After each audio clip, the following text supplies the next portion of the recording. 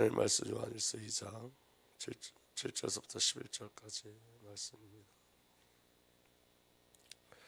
요한일서 2장 7절부터 11절까지 우리 천천히 함께 보겠습니다. 시작.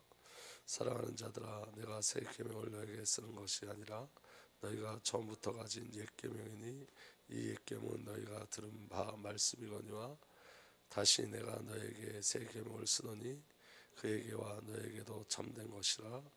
이는 어둠이 지나가고 참빛이 벌써 비침이니라. 빛 가운데 있다고 하면서 그 형제를 미워하는 자는 지금까지 어둠에 있는 자요, 그의 형제를 사랑하는 자는 빛 가운데 거하여 자기 속에 거리낌이 없으나 그의 형제를 미워하는 자는 어둠에 있고 또 어둠에 행하며 갈 곳을 알지 못하나니 이는 그 어둠이 그의 눈을 멀게 하였음이라. 아멘. 살아계신 하나님, 이 시간 주의 성령으로 역사하여 주셔서 아버지의 마음이 우리에게 옮겨지게 하여 주옵소서. 아버지께서 우리에게 무엇을 말씀하고 계시는지 우리가 듣기를 원합니다. 또 그 말씀에 순종하기를 원합니다. 오늘도 주의 성령께서 말씀으로 우리에게 임재하여 오시고 성령 하나님께서 그 말씀을 온전히 믿음으로 누리고 갈 수 있도록 은혜를 허락하여 주옵소서. 우리 주님 예수 그리스도의 이름으로 감사하며 기도하옵나이다. 아멘. 어제 우리 나눠드린 그 말씀 2번서부터 오늘 함께 말씀을 나누도록 하겠습니다. 여러분, 하나님이 저와 여러분들에게 아주 너무너무 강력하게 하시는 말씀이 뭐냐면 사랑하라요. 사랑하라. 사랑하지 않으면 저와 여러분들은 어둠 속에 있다는 거예요. 그러니까 오늘 저와 여러분들 마음에 올무나 우리의 마음에 들어오는 그런 어둠이 어디서부터 시작되었는지를 확인해야 되는데, 사실은 여러분, 우리가 사랑하지 않으면 그래요. 사랑하지 않으면 그 사랑하지 않는 것 그것 하나로 우리에게 올무가 만들어지죠. 그러니까 여러분, 이 요한일서는 사실은 이게 지금 사랑을 이야기하고, 지금 요한일서 1장서부터 마지막 장까지 전부 다 사랑에 대해서 이야기하는 건데, 근데 그건 뭐냐면 영적 싸움이라는 거예요. 영적 싸움. 그러니까 여러분, 우리가 주의 말씀대로 사는 건 영적 싸움이죠. 중요한 건 뭐냐면 이거예요. 믿음의 승리가 우리에게 일어나야 돼요. 믿음의 승리. 믿음의 승리는 뭐냐면 말씀이 나를 이겨내시는 거예요. 말씀이, 하나님의 말씀이 나를 이기는 것, 저와 여러분들 말씀에 설득당하는 것. 그래서 말씀만이 다 맞습니다 인정하고 말씀에 순종하는 것, 그 은혜가 저와 여러분들에게 일어나기를 예수 그리스도로 축복합니다. 믿음 우리의 어떤 결단이 아니에요. 말씀이 믿음이에요. 그러니까 말씀을 저와 여러분들 이겨내야 돼요. 아니, 말씀이 승리하셔야 돼요. 오늘 그 은혜가 저와 여러분들에게 이루어지길 바랍니다. 오늘은 그 탕감받은 자에 대한 말씀을 나누면서 저와 여러분들이 잃어버린 게 뭔지를 확인하도록 하겠습니다. 여러분, 성도는 다 복음의 빚진 자예요. 빛을 탕감받은 자죠. 그래서 여러분, 용서라는 것은 인간의 용어는 아니에요. 사실은 이 용서는 누구만 하실 수 있는 거죠? 그리스도만 하실 수 있어요. 하나님만 용서하실 수 있어요. 근데 여러분, 우리를 통해서 하나님께서 그 일을 이뤄내시는데, 우리가 누구를 용서한다는 것은 예수 그리스도께서 내 안에 지금 그리스도의 일을 행하고 계시다는 증거예요. 그러니까 여러분, 내가 누구를 사랑한다는 것은 예수님이 지금 내 안에서 그 일을 행하고 계시는 거예요. 그러니까 여러분, 새 계명은 지키는 것으로서가 아니라 그랬잖아요. 그 새 계명의 주체자이신 예수님이 내 안에 오셔서 나를 살아주시는 증거로 나타나는 것이 새 계명을 지키는 것으로 나타나는 거예요. 그러니까 여러분, 우리는 날마다 주님과 동행하는 삶을 사는 줄 믿으시길 바랍니다. 근데 중요한 건 뭐냐면 이런 거예요. 주님이 내 안에서 오늘 어떤 일을 행하시는지를 볼 수 있으셔야 돼요. 오늘 여러분이 살아갈 때 여러분들 삶 속에 반드시 발견돼야 될 게 있는데, 그게 바로 뭐냐면 예수님이 나를 위해서 살고 계시다는 게 발견되셔야 돼요. 성령님이 여러분들 안에 오셔서 여러분들의 삶을 이끌어가시고 인도하신다는 게 오늘 보여주셔야 돼요. 어제 삶을 돌아보면서 여러분, 어제 삶 속에 예수님이 여러분들을 살아주신 그 사건이 있어야 돼요. 왜냐하면 날마다 살아주시는 거거든요. 어느 특정한 사건에서만 살아주시는 게 아니라 모든 삶을 살아주시는 거거든요.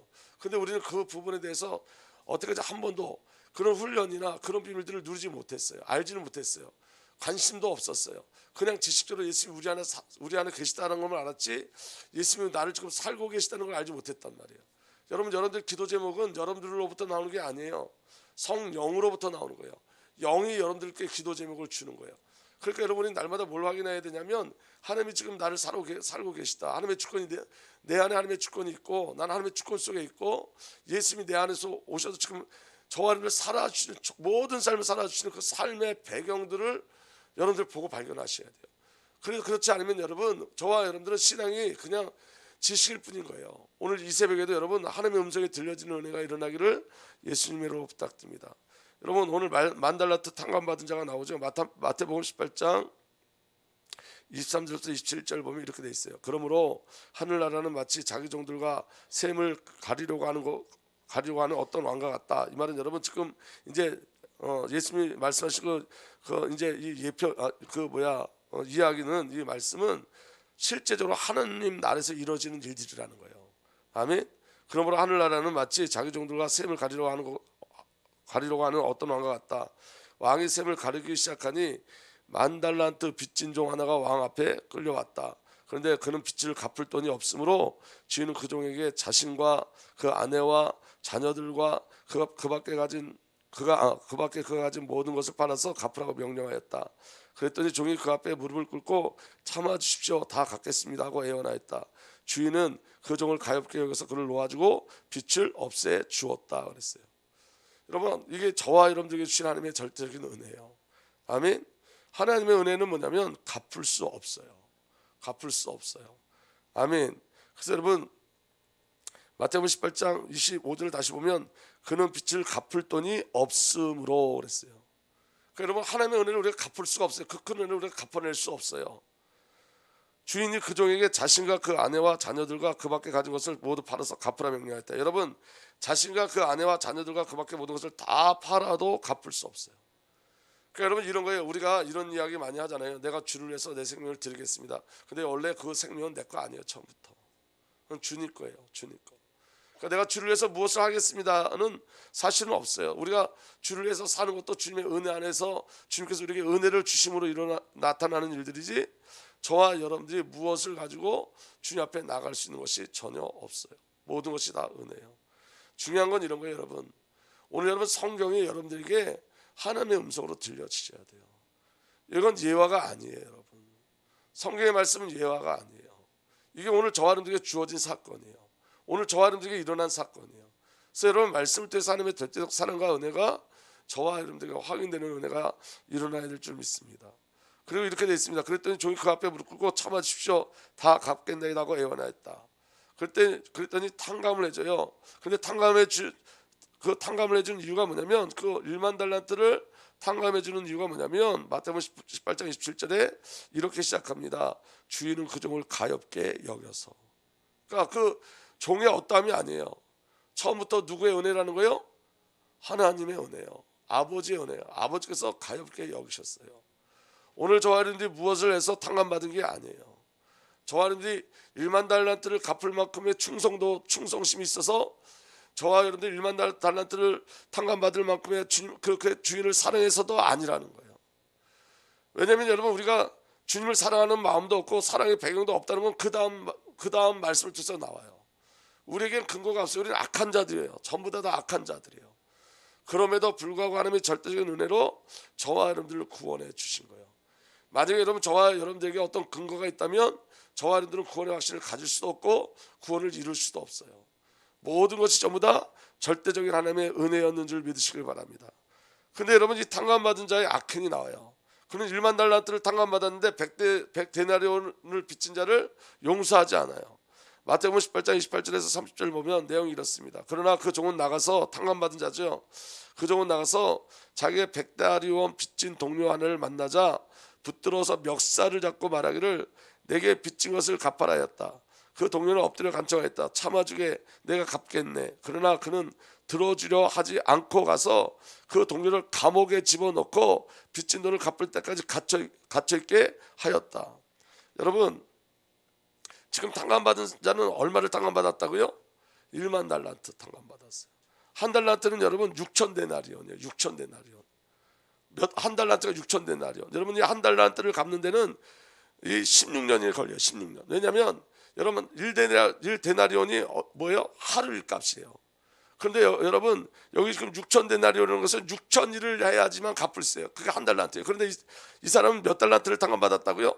한 달란트를 탕감받은 게 아니라 10,000달란트를 탕감받았어요. 10,000달란트를 갚으려면, 10,000달란트를 탕감받으려면 16만 년을 일해야 돼요. 하루에 한 데나리온씩 갚아나가도 몇 년 걸린다는 거예요? 16만 년 걸린다는 거예요. 이건 불가능하다는 거예요. 갚을 길이 없는 거예요. 하루 지금으로 제가 계산해서 거기 써놨는데 만약에 하루 일당 노동이 10만 원이라면 1만 달란트의 가치는 6조 원이에요. 100달러의 가치는 1천만 원이에요. 그럼 여러분 6조 원을 탕감받고 얼마를 용서하지 못한다는 거예요? 1천만 원. 그것을 용서하지 못한다는 거예요. 그래서 여러분 마태복음 18장 37절 이렇게 돼 있어요. 다른 종들이 이 광경을 보고 매우 딱하게 여겨 가서 주인에게 그 일을 다 일렀다. 그러자 주인이 그 종을 불러 놓고 말했다. 이 악한 종아, 내가 애원하기에 나는 너에게 그 빚을 다 없애 주었다. 내가 너를 불쌍히 여긴 것처럼 너도 내 동료를 불쌍히 여겨야 할 것이 아니냐. 여러분 우리가 잃어버린 게 이거라고요. 여러분 오늘 저와 여러분들은 남이 주신 은혜는 생각하지 않아요. 우리가 받은 은혜가 당연하다고 생각하고 있어요. 오늘 저와 여러분들이 받은 은혜는 있을 수 없는 은혜예요. 오늘 저와 여러분들이 받은 이 구원은 정말 있을 수 없는 일이에요. 근데 여러분 이 구원의 비를 놓쳐버리면 어떤 일이 벌어지냐면 여러분 그 구원의 비를 놓치는 순간 저와 여러분들은 하나님께서 저와 여러분들에게 뭐라 말씀하시냐면 이 악한 종아 이렇게 말씀하세요. 여러분 성경 전체는 이거 얘기하는 거예요. 사랑하라는 거예요. 그것도 너무 간절히 말씀하시는 거예요. 사랑하라고. 그래서 여러분 우리가 사랑하지 않고 형제를 미워하고 용서하지 않으면 그 자체가 올무가 되어지는 거예요. 그 자체가. 여러분 그거 한번 생각해 보세요. 여러분이 사랑하지 않는 만큼 여러분들한테 그게 다 상처로 와요. 용서하지 않는 만큼 상처로 와요. 그 상처가 여러분 신앙을 얼마나 방해하는지 몰라요. 하나님과의 관계도 방해해요. 오늘 저와 여러분들에게 그 그리스도께서 우리에게 주시고자 하는 그 절대적인 은혜가 그 사랑의 미리 누려지길 바랍니다. 그래서 여러분 34절 35절 계속 보면 이렇게 돼 있어요. 주인이 놓아여 그를 형무소 관리에게 넘겨주고 빚진 것을 다 갚을 때까지 가둬두게 하였다. 여러분 이게 영원히 빚을 갚을 수 있어요? 없어요? 없어요. 너희가 각각 진심으로 자기 형제 자매를 용서해 주지 않으면 나는 하늘 아버지께서도 너에게 그와 같이 나의 하늘 아버지께서 너에게 그와 같이 하실 것이라. 그러니까 여러분 정말로 구원받은 자, 하나님의 은혜 가운데 있는 자는 반드시 어떤 일이 벌어져야 돼요? 용서하고 사랑하는 일들이 반드시 벌어져야 돼요. 왜냐하면 그게 목적이기 때문에요. 예수님 이 땅에 오신 목적이기 때문에요. 하나님이 예수님을 이 땅에 보내신 목적이기 때문에요. 그럼 여러분 이 탕감받은 자가 이렇게 악한 일을 저지르냐면 탕감받은 자의 범죄가 뭐냐면 이거예요. 죄의 무게를 실감하지 못했기 때문에, 자기 죄가 얼마나 무거운지 알지 못했기 때문에, 그리고 그 죄에서 구원받은 게 얼마나 큰 은혜인지 알지 못했기 때문에 그러는 거예요. 하나님의 사랑과 은혜가 얼마나 크고 놀라운지, 특별히 아버지의 마음을 잃어버린 거예요. 우리를 구원하신 그 저와 여러분들 사랑하신 그 아버지의 마음을 잃어버린 거예요. 여러분 가인 얘기가 나오는데 창세기 4장 11절에서 13절 보면 이렇게 돼 있어요. 땅이 입을 벌려 내 아우의 피를 내 손에 받았다.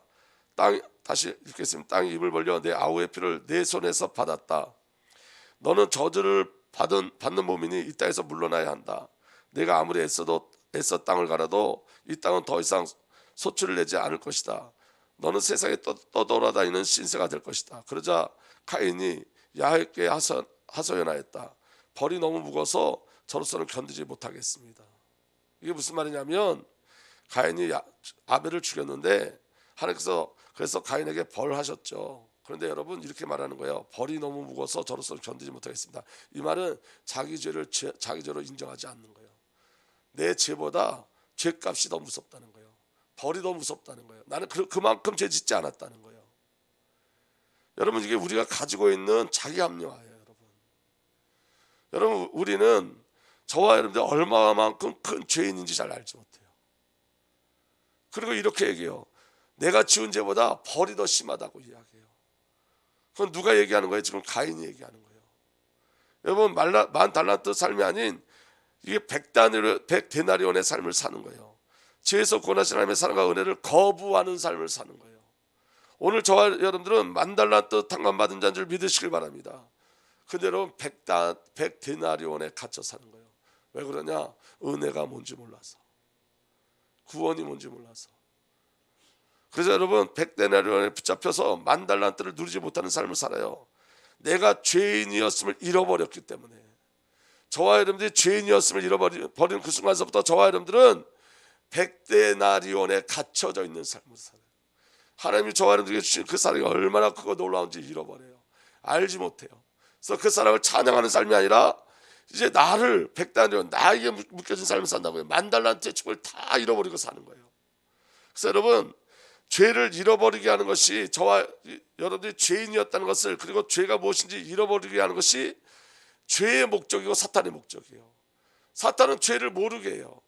우리가 얼마나 큰 죄인이었던 것도 모르게 해요. 여러분, 사탄은 뭘 모르게 하냐면 하나님이 우리에게 주신 은혜를 모르게 해요. 그리고 은혜를 잃어버리게 해요. 여러분, 기억하셔야 돼요. 저와 여러분들은 은혜 아니면 안 되는 자들이었어요. 저와 여러분들은 가능성이 없는 자들이었어요. 예수 그리스도의 십자가가 아니면 절대 불가능한 자들이었어요. 여러분, 하나님께서 천지를 창조하실 때 말씀으로 창조하셨지만 우리를 구원하실 때 말씀으로 구원하지 못하셨어요. 말씀이신 그분이 오셔야 됐어요. 말씀이신 그분이 오셔서 죽으셨어야 돼요. 그래야지만 저와 여러분들이 구원받을 수 있어요. 천지 창조는 여러분 말씀으로 창조하셨지만 우리의 구원은 그분이 직접 오셔서 그분이 십자가에 달리셔야지만, 그분이 죽으셔야지만 저와 여러분들이 구원을 받을 수 있었어요. 이게 우리에게 주신 절대적인 사랑이에요. 그런데 여러분, 이 사랑을 우리가 놓치고 산다고요. 우리가 살아가면서 전부 다 모든 것을 내 중심으로 생각해요. 그리고 여러분, 우리가 받은 구원이 당연하다고 생각해요. 그래서 그 하나님의 절대 사랑의 그 기름 부으심을 전부 다 잃어버리고 살아요. 이게 누구의 역사예요? 사탄의 역사예요. 나는, 저와 여러분들은 1만 달란트 탕감받은 자예요. 깨달아지는 은혜가 일어나길 바랍니다. 그래서 여러분, 탕감을 누리는 비밀이 뭐냐면, 여러분, 어떻게 하면 우리가 탕감받은 자의 삶을 살 수 있느냐, 어떻게 하면 우리가 그리스도 예수 안에서 용서받고 구원받은 자의 삶을 살 수 있냐면 아주 간단해요. 100데나리온을 버리면 돼요. 우리가 그 100데나리온을 소유하려고 하다가 하나님의 은혜를 다 잃어버린 거예요. 근데 여러분, 100데나리온도 1만 달란트를 탕감해준 주인의 것이지 내 게 아니에요. 아멘. 그래서 여러분, 주인의 마음을 누리는 거예요. 주인의 마음으로 사는 거예요. 그런데 여러분, 중요한 건 뭐냐면 그 100데나리온이 나라는 거예요. 내가 버려지면 살 수 있어요. 내가 버려지면, 내가 부인되면 살 수 있어요. 우리는 항상 누구를 지켜내려고 그러냐? 나를 지켜내려고 그래요. 나를. 그래요. 이게 얼마나 큰 사단의 통로인지 몰라요. 그래서 여러분, 그럼 나를 어떻게 버릴 수 있느냐? 이게 이제 저와 여러분의 관건이죠. 나를 어떻게 버릴 수 있느냐? 그래서 여러분, 말씀이 시작되셔야 돼요. 오늘 저와 여러분들 안에 말씀이 시작되셔야 돼요. 이 말씀을 통해서 나에 대한 애통함이 있어야 돼요. 아, 그렇구나. 내가 100데나리온에 붙잡혀 있는 자구나. 이게 정말로 보여지기 시작해야 돼요. 그리고 그 아버지의 애통함이 내 안에 와야 돼요. 그 지금 100데나리온을 버리지 못해서 1만 달란트까지 잃어버릴 수밖에 없는 그 상황에 처한 나를 향한 하나님의 애통함, 예수 그리스도의 애통함, 그 애통함이 우리에게 일어나기 시작해야 돼요. 말씀이 내 안에 오면 성령께서 우리에게 애통함을 집어넣으세요. 우리에게 정말로 애통함이 오면 그 다음에 일어나는 게 순종이에요. 여러분, 순종. 여러분, 영적인 세계의 눈이 열려지면 여러분, 오늘 저와 여러분들이 하는 순종이 얼마나 큰 능력인지를 알게 되어져요. 여러분, 그래서 여러분, 순종의 한계선을 정하지 마세요. 난 여기까지만 순종할 수 있어. 아니, 나는 그 위에 조금 더 순종할 수 있어. 그런 순종의 한계를 정해놓지 마세요. 순종의 한계를 정해놓으면 하나님의 은혜도 한계로 오는 거예요. 여러분들이 순종의 한계를 뛰어넘으면, 여러분들이 한계가 없는 순종, 뭐든지 어떤 말씀이든지 순종하는 그때에 하나님의 전능하신 그 전적인 능력과 하나님의 절대적인 사랑이 저와 여러분을 덮게 되어지는 거예요. 우리 여러분, 순종의 한계선을 넘어야 돼요. 이 말은 무슨 말이냐면 우리의 동기를 넘어서야 돼요. 우리가 계산을 넘어서야 돼요. 우리는 다 틀리고 주님의 말씀은 다 맞아요. 그럼 여러분, 주의 말씀에 무조건 순종하는 거예요. 조건 없이 순종하는 거예요. 왜냐하면 여러분, 우리가 주님의 말씀에 무조건 순종한다는 것은 그만큼 하나님을 신뢰한다는 거예요. 그의 말씀을 신뢰한다는 거예요. 우리가 하나님을 신뢰하면 순종하게 돼 있어요. 여러분, 우리의 이성적으로, 우리의 생각으로는 순종할 수 없어. 내가 순종하는 건 너무너무 억울한 일이야. 할 수 없어. 그런데 여러분, 어떻게 순종하냐면 하나님은 다 맞아요. 그분은 선하신 분이에요. 그분은 사랑의 하나님이에요. 저와 여러분을 향한 계획이 완전해요. 저와 여러분을 향한 계획을 창세부터 갖고 계신 분이에요. 나는 다 틀리지만 그분은 다 맞아요. 우리의 지혜가 아무리 능력이 클지라도 하나님의 지혜를 따라갈 수가 없어요. 그래서 우리는 하나님을 신뢰함으로 순종하는 거예요. 순종의 한계선을 다 깨트려내셔야 돼요. 내가 순종할 수 있을 만큼만 순종하는 게 아니라 순종하는 거예요. 내가 억울해도 순종하는 거예요. 왜냐하면 하나님은 다 맞으시기 때문에 그래요. 아멘. 마지막으로 그럼 어떻게 용서할 수 있느냐, 어떻게 하나가 될 수 있느냐, 우리 바울의 고백을 통해서 한번 확인해 보도록 하겠습니다. 빌립보서 1장 17절에서 18절은 뭐냐면 이 말씀이 이렇게 돼 있어요. 시기하고 다투면서 하는 사람들은 경쟁심으로 곧 불순한 동기에서 그리스도를 전합니다. 사도 바울이 감옥에 있을 때 어떤 사람들은 선한 마음으로 복음을 전했지만 그 반면에 다른 사람들은 시기하고 다투고 경쟁하는 마음으로 예수 그리스도를 전했어요. 그들은 나의 감옥 생활에 괴로움을 더하게 하려는 생각을 품고 있습니다. 그렇지만 어떻습니까? 거짓된 마음으로 하든지 참된 마음으로 하든지 어떤 식으로 하든지 결국 그리스도가 전해지는 것입니다. 나는 그것을 기뻐합니다. 앞으로도 또 기뻐할 것입니다. 사도 바울은 본질을 봤어요. 본질. 가장 중요한 건 본질을 보는 거예요. 아멘. 그렇지만 어떻습니까? 거짓된 마음으로 하든지 참된 마음으로 하든지 어떤 식으로 하든지 본질이 뭐예요? 결국 그리스도가 전해지는 것입니다. 이것만 본질이에요. 결국 그리스도가 전해지는 것입니다. 나는 그것을 기뻐합니다. 앞으로 또한 기뻐할 것입니다. 본질에 대한 기쁨이 있어야지 돼요. 그래야 여러분 비본질을 뛰어넘을 수 있어요. 오늘 저와 여러분들에게 하나님의 절대적인 은혜가 일어나길 바랍니다. 여러분 어떻게 이런 고백을 할 수 있냐면 100데나리온이 아닌 1만 달란트의 삶을 살기 때문에 저는 오늘 저와 여러분들이 100데나리온의 삶을 사는 것이 아니라 1만 달란트의 삶 살기를 예수로 축복합니다. 그럼 여러분 그 1만 달란트의 삶은 어떻게 되는 거냐? 내가 아닌 그리스도께서 살아주셔야 돼요. 내가 아닌 그리스도. 그래서 여러분 제가 오늘 말씀 시작할 때 처음에 말씀드렸잖아요. 예수님이 내 안에 일하시는 게 보여지셔야 돼요. 예수님이 여러분들 삶 속에서 일하시는 것, 성령님이 여러분들 안에 일하시는 것, 이게 날마다 확인되고 보여지기 시작해야 돼요. 그럼 여러분들이 여러분들의 삶을 살지 않아요. 맡겨진단 말이에요. 그래 여러분 바울은 어떻게 해서 용서하고 사랑하고 본질을 따라 나갔냐면 나도 죄인이다. 나도 죄인이다. 이 신앙이 있었어요. 나도 죄인이다. 디모데전서 1장 15절에 그리스도 예수께서 죄인을 구원하시려고 세상에 오셨다고 하는 이 말씀은 믿음직하고 모든 사람이 받아들일 만한 말씀입니다. 나는 죄인의 우두머리입니다. 난 죄인 중에 괴수입니다. 나는 의롭고 너는 죄인이야. 이러면 여러분 이야기할 수 없어요. 사도 바울은 뭘 인식했냐면 나도 죄인이야. 그런데 어느 정도 죄인이야? 죄인 중에 우두머리야. 괴수야. 그런데 괜찮아. 믿을 만한 말씀이 우리에게 있는데 그게 바로 뭐냐면 예수님께서 죄인을 구원하시려고 이 땅에 오신 거야. 나는 죄인이고 죄인의 우두머리지만 근데 믿을 만한 말씀이 우리에게 있어. 받아들일 말씀이 있어. 그게 뭐냐면 그리스도 예수께서 이 나 같은 죄인을 위해서 오신 거예요. 나를 구원하기 위해서 오신 거야. 그 비밀이 바울에게 있었어요. 그러니까 여러분 나도 죄인이다. 그렇게 나도 죄인이기 때문에 너를 죄인이다 누구라고 정죄할 수 없다는 거예요. 근데 가장 중요한 건 뭐냐? 너와 나를 위해서 주님이 오셨다는 거예요. 나를 위해서 너를 위해서 주님이 오셨다는 거예요. 이게 바울이 누리고 있었던 비밀이에요. 그리고 바울은 얘기해요. 모든 것이 은혜라고. 모든 것이 은혜. 고린도서 15장 10절에 이렇게 이야기합니다. 나는 하나님의 은혜로 오늘 내가 되었습니다. 나에게 베풀어 주신 하나님의 은혜는 헛되지 않습니다.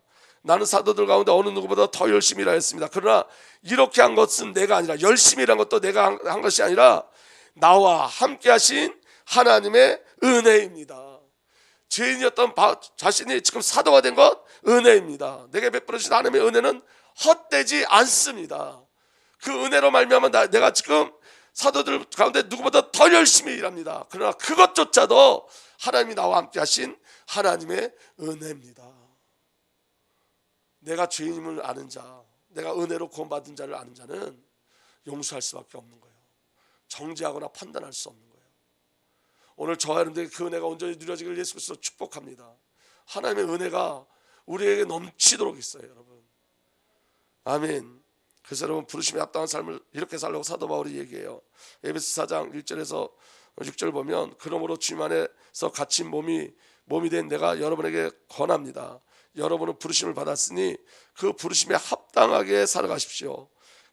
겸손함과 온유함으로 깍듯이 대하십시오. 오래 참음으로써 사랑으로 서로 용납하십시오. 성령이 여러분을 평화의 띠로 묶어서 하나가 되게 해주신 것을 힘써 지키십시오. 그리스도의 몸도 하나요 성령도 하나입니다. 이와 같이 여러분도 부르심을 받았을 때 그 부르심의 목표인 소망도 하나였습니다. 저와 여러분들이 가진 우리 성도들의 소망도 다 하나란 말이에요. 그리스도. 아멘. 그래서 5절 말씀에 보면 주님도 한 분이시요 믿음도 하나요 세례도 하나요 하나님도 한 분이십니다. 하나님은 모든 것의 아버지시요 모든 것 위에 계시고 모든 것을 통하여 계시고 모든 것 안에 계시는 분입니다. 아멘. 우리 아버지 하나님은 모든 것 위에 계시고 모든 것을 통하여 계시고 모든 것 안에 계신 그분의 명령이 하나라고 해요. 저 하나님은 하나 되라는 거예요. 사랑하라는 거예요. 여러분, 제가 후회하는 게 있어요. 그건 뭐냐면 하라를 가르치지 않았어요. 우리 성도들에게 하라, 주님의 명령이 하라, 말씀하신 하라, 실천할 것들을 가르치지 않았어요. 제가 여기서 깨닫는 건 뭐냐면 실천할 때 그 능력을 체험해요. 하라의 말씀에 순종할 때, 한계가 없이 한계 없는 순종이 우리에게 일어날 때 우리는 하나님을 체험하고 누려요. 신앙은 여러분 멈춰져 있는 게 아닙니다. 지식도 아닙니다. 사상도 아닙니다. 믿음은 움직이게 돼 있어요. 오늘 저와 여러분들 이제 금요 예배 때 우리가 말씀을 나누겠지만 믿음은 바라보는 것들의 실상이라고 그랬는데 왜 실상을 보지 못하냐면 바라봄 자체가 없어서 그래요. 바라봄 자체가. 오늘 저와 여러분들에게 주의 은혜가 있기를 원합니다. 오늘 여러분에게 바라봄이 생겼으면 좋겠어요. 사랑하는 거, 용서하는 거. 그 바라봄이 우리에게 있었으면 좋겠어요. 그게 우리에게 믿음으로 바라봐졌으면 좋겠어요. 그럼 그 실제와 그 실상이 저와 여러분들에게 체험되어져요. 오늘 그 비밀이 저와 여러분들에게 이루어지길 위해서 축복합니다. 마지막으로 여러분 계속 말씀드리는 거예요. 우리는 매일 하나님의 음성을 들을 수 있고 성삼위 하나님이 하신지를 볼 수 있어요. 그런데 한 가지 조건이 있어요. 자기 부인과 자기 십자가예요. 그리고 한계가 없는 순종이에요. 그 비밀이 저와 여러분들에게 이루어지기를 예수님으로 부탁드립니다. 아버지 하나님, 주의 말씀대로 이 말씀이 우리의 마음을 붙잡아 주시고 이 말씀을 통해서 우리 안에 애통함이 생기게 하시고 한계 없는 순종이 우리에게 일어나게 하여 주옵소서. 감사드리고 우리 주님 예수 그리스도 이름으로 기도하옵나이다. 아멘.